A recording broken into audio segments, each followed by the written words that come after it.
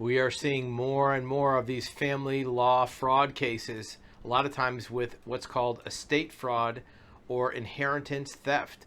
What happens is somebody dies in a family, and that person who's deceased has assets that need to be distributed. And one family member will decide they want to take more than their fair share. And many times, because the process of settling an estate is not as transparent as you might think, they think that they're just going to go behind the scenes and take money, maybe writing a check, maybe transferring property, and it all creates a paper trail.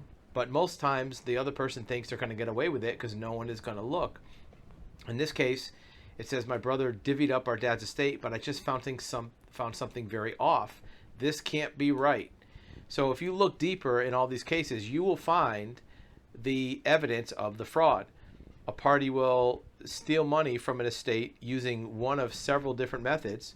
A lot of times they just write a check from the account or close out an account, and you will be back in your video in just a few seconds. In the meantime, remember that actualhuman.com offers you live one-on-one private video consultation with an expert in this exact subject. We want to listen to your story. We want to hear your questions. We want to give you expert advisement of your options and tell you what we know about your particular situation. Now back to your video. They take the money.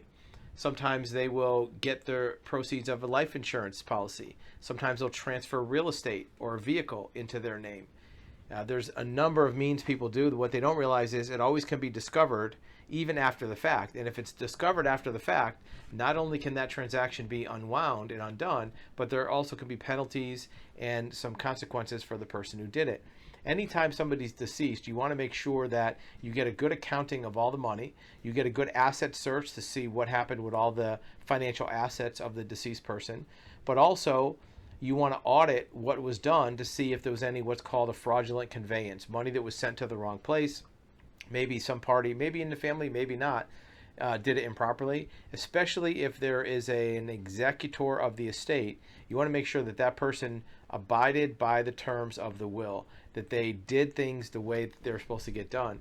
Because if they send money to the wrong place, they could also have liability. Many times there's co-executors, and sometimes that gets a little sticky because one might have a different opinion than the other.